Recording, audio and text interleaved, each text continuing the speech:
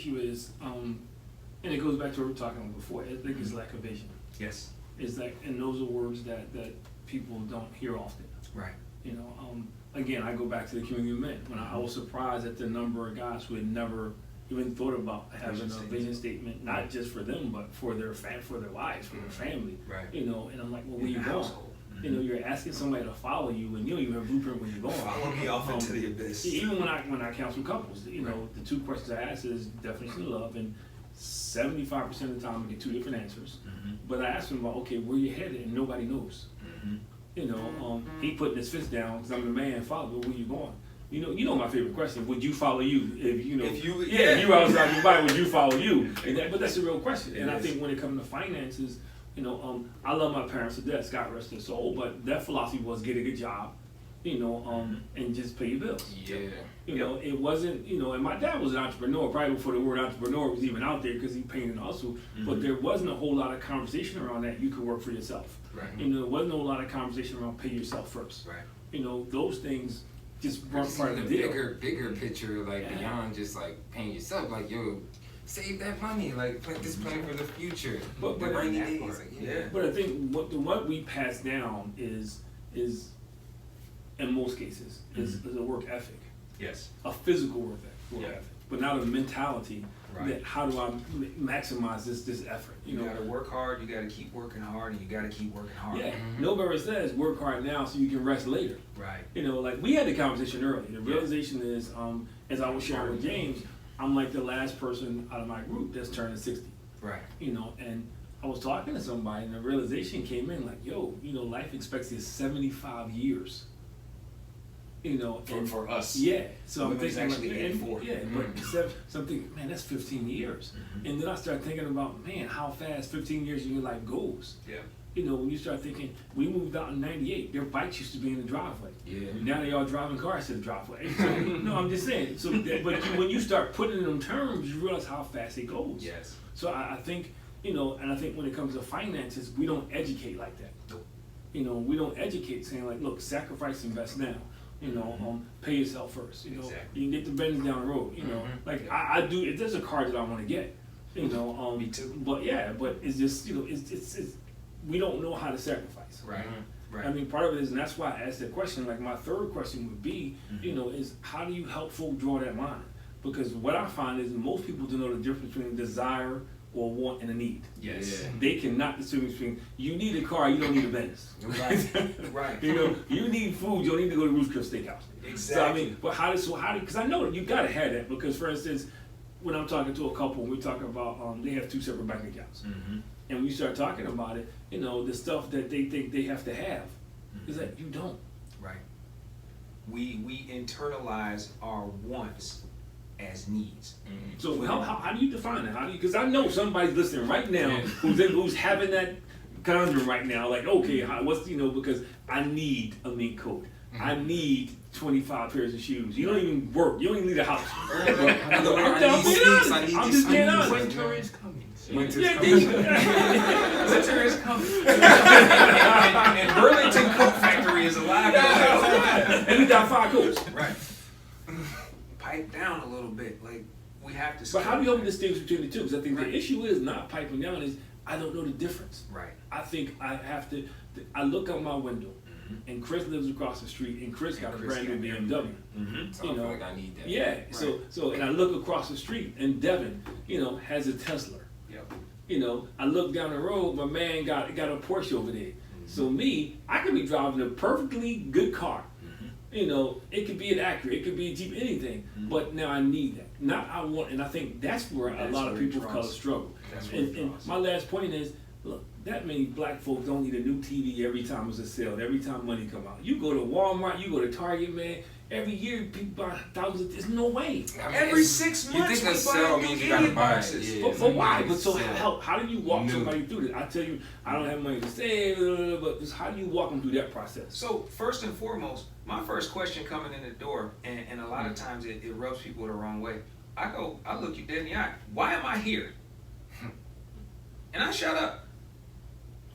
Because I need you to help set the tone for me of what your expectations are, right? And then I'm gonna tell you the process we're gonna go through.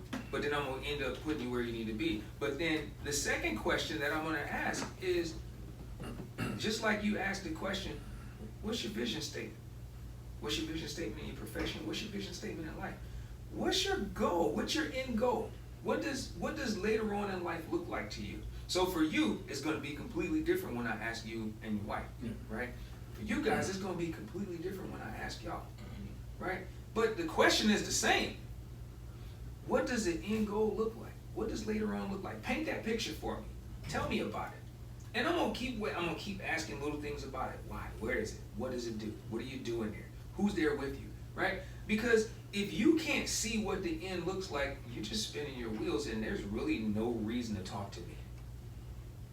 Because you don't know what you're doing. Oh, I just need to save some money. Why do you need to save some money? Right? I want to grow some money for later on in life. What's happening later on in life? Oh, well, I gotta retire. Retire from what? You know, where do you work now? What do you do? Why do you do it? You know, and then after we break those questions down, then I can sit and say, okay, well, where are you at financially? Let's talk about this stuff, right? Let's talk about these financial stages of life. Let's talk about what the next steps are. Well, let's talk about let me help you determine and identify your need first before I start talking about, hey, let me sell you this product and it costs this much, and oh, here's all the bells and whistles. We don't need bells and whistles. We need products that are going to do stuff for us, that are going to put us where we want to be. Right. So when you get to that point where I guess people are interested, you kind of get past the sales part. Yeah. When it comes to educating people on different ways to make money, like for example, like I love dividends. Like it just blows my mind that you can just throw money in something and they just keep paying. All right, let's back up 1 second. Okay. What's the dividend? Cause Yeah. you said we having a conversation, and some out there right now talking about what they're talking about. That's what I'm about to get into, though. Like, that's what I was actually about to get into. Okay. We're bringing it all together. I love dividends, but I kind of had to like learn that myself as to what that was and find that information. So when you do kind of have those conversations with people, do you kind of take the time to go through and teach them, all right, this is a dividend, this is a stock, and like really help them along the way in this process? Because I know we also have reference, you know, a lot of times it's fear. Like people just don't know what this stuff is when they look at it. Like people get a statement and it's like, what do these numbers mean, you know? So I'm sure you do, but like what are ways that you do help people get educated throughout that process? And then my dad says, what is a dividend? So I'm gonna let you, Mr. Finance Guy, I'm gonna let you answer the question of what a dividend is, right? But honestly, those questions come up, and sometimes they come up and we address them. Sometimes people already know. So I never come in assuming they don't know what they don't know. And I'll ask you, hey, what do you know about this?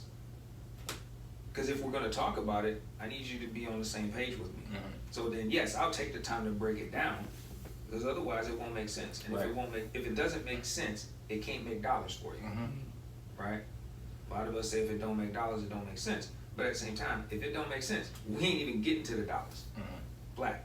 So there is a level of understanding. And no, I don't come in right off the door at kindergarten level walking people through, because we're going to be like 20 years trying to do a piece of business. Right? But if that need is there, I hold seminars, I hold webinars, stuff like that. I do those kinds of things. I do Q&As, I do little group gatherings and educate, that kind of stuff. So a lot of it is really simple. For me, I like to keep it simple, because if we keep it simple, we go further. Right. And I feel like that's certainly a need, though, with the seminars, and I'll probably ask you probably more about that later. Like I said, that's actually really what I wanted to ask you about, you know, how often do you have these, you know, programs and seminars, and, you know, where do you see yourself taking that within like the next 5 to 10 years? Do you want to make it a national thing, a global thing? Because I feel like that's pretty cool. Yeah, like that's just a the need, basic. You know? People need the basic information so that they can know, like, it's not that hard, man, for you to just be making this money. Yeah. And it was cool. I used to do, I had like every 2 weeks we would do a webinar. And it was just a quick little 20-30 minute deal where you sign on. Me and my former business partner, we would sit and just talk about basic surface level stuff just to give people an understanding. And honestly, the attendance wasn't as high as we were hoping for it to be, so we kind of knocked it off. But I really want to ramp that back up. Yeah, I certainly feel like we could definitely try to maybe promote that. You talk thought to people about it. that? Register, have people register first, monthly, quarterly, or something. I think that's. Have you thought about like an Instagram or like, you know, something, some type of social media to try to get those tips out that way? 'Cause I just noticed a lot of people Yeah, are doing we got like friends that. that So, are like, yeah, they into that. And a lot of people do that. Unfortunately, in the finance industry, a lot of things, you know, compliance is a real thing. So I can't just, I don't Giving have out an game. Instagram Gotcha. page. Yeah. I've got Facebook and LinkedIn that are compliance approved. Everything else, you know, we don't really I want to didn't talk even know regulations. about that. Yeah, That's a real thing. Was it always like that, where it had to be like a compliance with social media? Some of us just, you know, claim ignorance and Well, let me ask you, because I do, and I'm doing a little short here. Well, so what's your advice to somebody right now? Because everybody's saying the pandemic, you know, things are tight, things are going to get tight again, winter's coming. No, tax season is coming. They say all those things, man, and I just find it interesting though. Is you know, what's your response? Because we make up a bunch of excuses why not to prepare, you know, for the future, and then when the future comes, it's everybody else's fault. So I look at it like this. Okay, I can ask you your date of birth and you'll tell me, right? But let me ask you this. What's your date of death? No clue. So Infinity and beyond. infinity and beyond. So some of us are going to live forever. What happens when forever stops? What happens when forever doesn't come? You know, what happens then?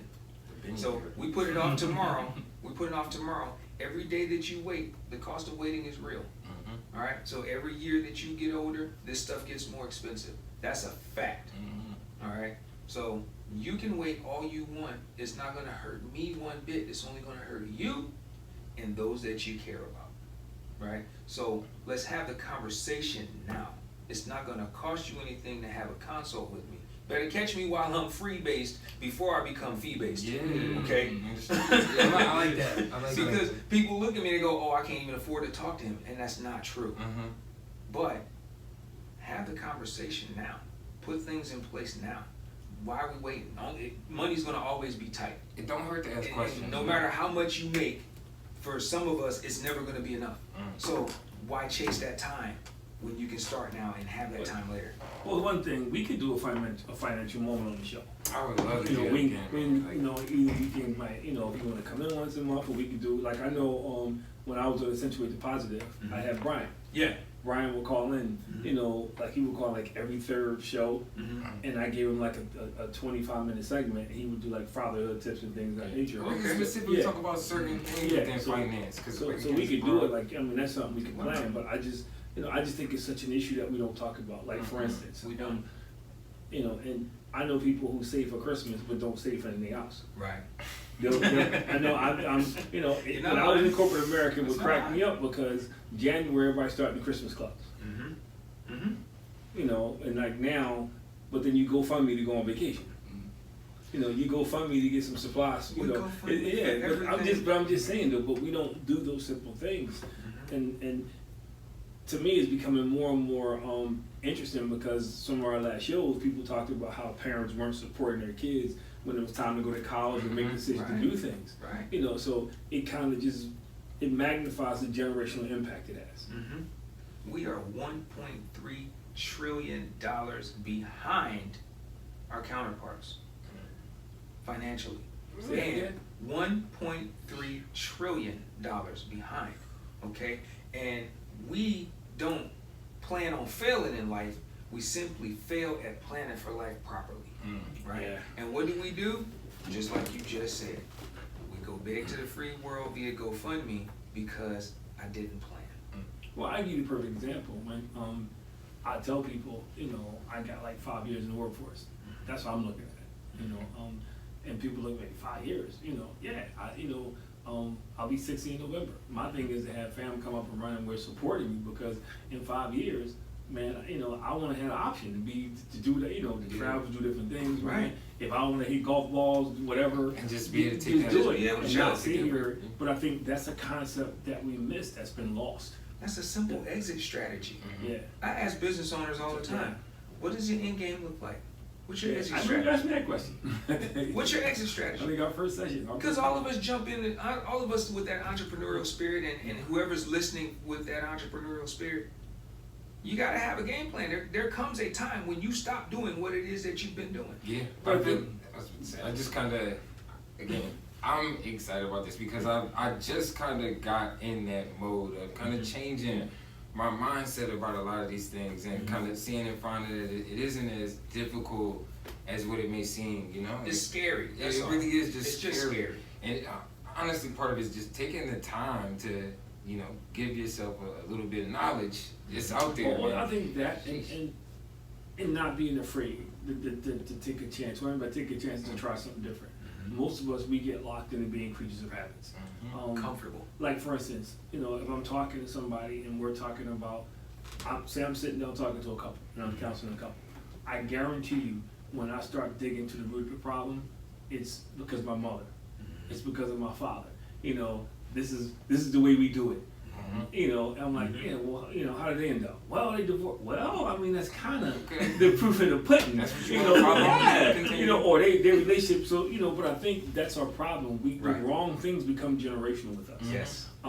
I say this all the time, and I say this, and this is why I'm most proud of my kids, including my daughter, because leadership is not the sign of you dominating people. True leadership is when people go further than you, rise above where you are, because they take what you have and what they have, which they should be better than you, because they're adding something to the mix. And I think this is what we've lost as a race of people, that we no longer think like that. Right. When I hear parents telling me, well, I got mine, they got, well, you know, and I don't say this, but I'm That's thinking, what we do. well, what do you have? I never asked them the question, but That's I what want, we do. but yeah, so I think money is the same way. Yeah. And I think the reverse side of that is, you know, and I know I'm gonna get a lot of flack for this one because everybody talks about stored up inheritance. You Go know, ahead. but he didn't say stop living. Right. The Bible doesn't say that you just store up all this money and just put. No, that's not that's not the interpret. But we get caught between those two things. Yes. Yes, we do. We get caught between those two things.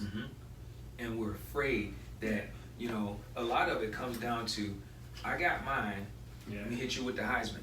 Because if Yeah. I share with you what I know and how I got it, you're gonna figure out some kind of way to do better than me or take mine from me. Yeah. When in reality, if, again, we talking about generational wealth and generational education. Yeah. If I teach you how to do it, you can teach them. When they reproduce, they can teach their kids. And now we're building cyclic generational wealth. But I think, and my wife and I, we talk about this all the time. There's things I can do for my grandson that I couldn't do for my kids. Exactly. You know, I'm in a better position. Or to make it closer to home. Yeah. There were things I had to sacrifice Hello. to do for my kids that I don't have to sacrifice to do for my grandson, because Exactly. you learn and you grow. Exactly. You know, at the same time, they're better off where they are at a stage of life being Right. single than I was. But I Right. think we lose sight of that, especially when it comes to dollars and cents, because like you said, we like the Heisman. We get that pose because we don't understand the process of generational wealth. And Right. wealth is not always money, it's knowledge. And that's the other Right. part we miss. Right. You know, we don't get the importance of sharing knowledge and saying, hey, you know, and I think this is where we struggle, not only as a people, but as families. Right. You Yeah. know, this is why there'll never be another Black Wall Street. Exactly. You know, because we don't think like that anymore. That's exactly why. Yeah. Black Wall Yeah. Street was amazing. Yeah, well, You know, if you ever get a chance to look it up, do that history. Yeah. Black Wall Street was amazing. The Harlem, we you had go our back own and look at Harlem, the ecosystem. Harlem Renaissance. If you Yeah. go back and look at what Harlem was, Yeah. I mean, Harlem was this amazing We had our own place for ecosystem. African Americans, man. Yeah. people's We were mentality a different threat, today. and that's why we got blown up. Yeah. But I we think threats. we've lost that sense of, like, let's go Community. back. Black businesses don't succeed Together. because we're great at starting them, but Yeah. we don't have an exit strategy or sustainability. We don't understand Mainly sustainability. But even then, we never think what's the end game. Right. You know, like if you're digging ditches and you're making $10,000 a ditch, you only gonna dig for so long. The other gonna run when you can't dig anymore. And I'm just saying Yeah. if you do that so eventually, but I think we don't think like that. And I think Right. part of it goes back to the vision statement we were talking about, not having that, you know, where do I wanna be 5 years from now? Right. You know, and it can change. But having it written down somewhere, you can take a look at Gotta it. write it down. But I think the biggest thing is being able to talk about it, have Yes. conversations about it, so people can challenge you on it. Like every time we're together, Chris says, "Yo, I'm saving because I'm gonna get a Tesla." You know, Long-term I'm growth. gonna get a house. Yeah, Might not be that but long. when you talk about it, you hold yourself accountable, and others hold you accountable. Right. We don't do that, We don't. you know. Or he just bragging. Exactly. He's bragging now. And that's Yeah. our community. That's when we're Yeah. talking about money. We don't talk about three things. We don't like talking about morbidity. We don't like Yeah. talking about mortality. And we only talk about money when we're bragging, or the other B word, about Yeah. how much we done spent on something. But there's three things that we waste. We waste our time. Yes. We waste our talents. Yes. And we waste our treasure. Treasure Yes. being our finances. Yes. And those three T's we waste. We All the waste time. all the time. All the time. And we take them for granted. And those three things we always think we're going to get another day. And we happy to waste Tomorrow. them. Yes. Tomorrow. Next. So And the next second ain't promised. Yeah. Yeah. Never. That's it. Never. So let's talk about. We got a little bit of time, but how do we help people with that stage? You know, how do we help people? I'm watching this. I hear you. I'm ready to make a commitment. So we're gonna make sure we get your information. Okay. But how do I get to a point where I'm not procrastinating, where I'm not wasting those three T's: my time, my talents, my treasures. You know, what are some of the steps that you suggest? And anyone can jump in here. That somebody listening right now who I heard this conversation, man. I know I gotta change, and now I'm ready to do something. Oh man, it's the hardest thing to actually have to say to somebody, but I'm bold enough to say it. Put it off until you hit my age. Put it off until you're older than me, and see where you are. Yeah, you gotta tell me, man. Put it off until you're older than me and see where you are, Man. and see how well it worked for you.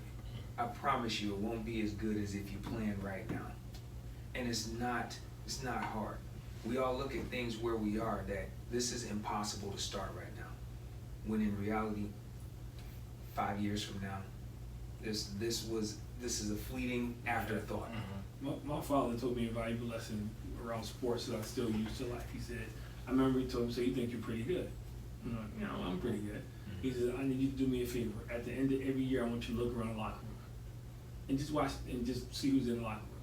And what he was showing me was watch the faces change. Because everybody think they're good. Oh yeah. But the better you get, the stiffer the competition gets, people start to get dropped off. Right. I fast forward, I look at some of the guys that we used to play ball with, and we were raising all kind of cane. Man, they're limping. And it just reminds you how you get old. Yes. And you see it, they don't have hair. And I'm not being a negative way, but I'm saying when you start looking at your style. but you Hey, know exactly what I'm talking I know about. exactly When what you see I'm people and you see it, and then it just reminds you how fast time flies, man. Because you remember whipping up and down the court or whatever you were doing, and Absolutely. And now you see them like people walking, man, it's a reality check.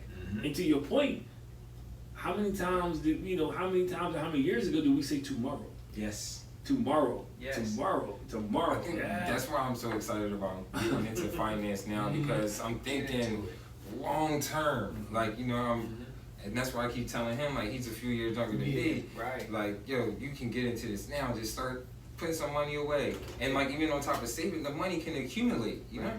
And it doesn't take a lot. Most of us think, it's gonna take thousands and thousands of thousands of dollars.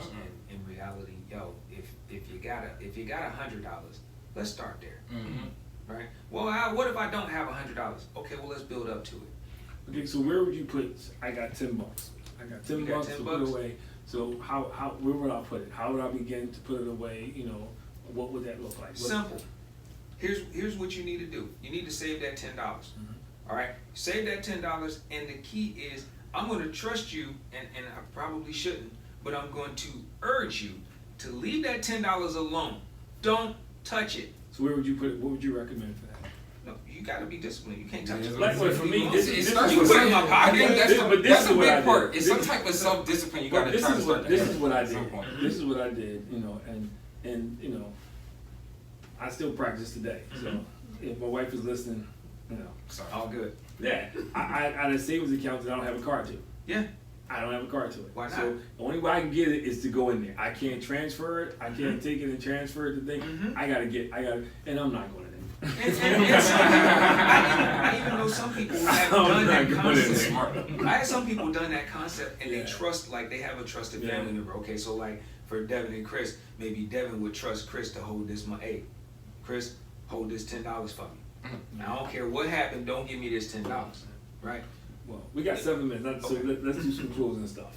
Cool. I don't respect everybody's time. So, do you want to close us out with some last minute tips or? Last minute tips, honestly, first things first, figure out where you want to go. Okay, first things first. What do you want to have? What's your end game? Second, have a conversation with somebody that's not trying to hold you back, but somebody that you trust to give you good counsel. And then find a financial professional to talk that finance and have that financial conversation and build an actionable plan. Right. Those are the keys. Closing thoughts, comments? I just feel like, the theme of just asking for help has arrived a lot in this conversation. I know I'm someone that struggles with asking for help, whether it's in school or work or anything like that. So just my message is just don't be afraid to ask for help. It's never too late. You can gain some useful knowledge for the better, for self-improvement. And kind of piggybacking on that, it's never too late or too early to make a change in your life. That can be with you internally, like some personal things that you're working on. Like, don't feel like it's too late. I know you kind of touched upon that with generational things. Somebody got to step up and make a change. But then also financially here, like, it's never too early or too late. Like, there was a point where I felt like, man, I wish I'd been doing this earlier. But the fact that, I've even been able to begin to start, means something and for the long term. So for anybody that's watching and listening, like, it's not too early, it's not too late. You can start anywhere. Like you said, put $10, $100, whatever you got, and it can turn into something. I mean, for me, real quick, I think my message to everybody is you got to make investing in yourself a priority. Yes. And I'm not just talking about saving, I'm talking about reading, to your point, understanding things and learning things and understanding to value things. Yes. You have to invest in yourself, and sometimes it means you got to unplug some of the noise. Them crazy videos you watching, man, and all that stuff you doing. It was kind of, I say this to everybody, I talked about in the workshop today real quick, the young man won $1 million playing Madden. And they asked him, they said, hey, is there anybody out there you want to say something to? He said, yeah, I want to say this to my dad. He says, you said I would never make any money playing this game. He owed $1 million check. That's more than his dad would make in a lifetime. Wow. And the reason I'm saying it because had he decided not to play the game because his dad felt like that wasn't real, what is he gonna do? He's gonna get $1 million. So I think so he invested in himself and it didn't look right to other people, but he stayed with it. So I think it's important that we have to invest in ourselves, and I think that's part of what the show is about. Yes. It's about being above average. Yes. Not doing what everybody else is doing. Because when you do what everybody else is doing, you get what everybody else gets. Yep. So I think it's important, man. But in closing, I want to, we got to get you back for a part 2. This I was just shocked at that, man. Yeah. I didn't get to talk about cryptocurrency. I didn't get to talk about like the platforms where you can exchange. You let me know next month what was it you want to come back and we do a part 2. Whenever you will have me, we'll We'll set it get you up. set I'll up. be We'll happy do to part be 2. back. You'll be happy because he has both NFTs. questions lined up. And, and again, I want to say again, I'm just amazed because he had to put a shirt on. I think this to me, that's like my biggest thing when everybody comes in. What they want to put on the show. Everybody want to go to the show with their shirt. That's what I was doing. I wasn't rude. I was ordering more shirts. Yeah, no, I need that. I had to hit you. I said, yo, you gotta hit me up. Even for my homie Rashida. I got a lot of people got to tell me want the size because and I got to give her a shout out. There's a young lady, Tatiana Herrera, who used to work for me, and she does it.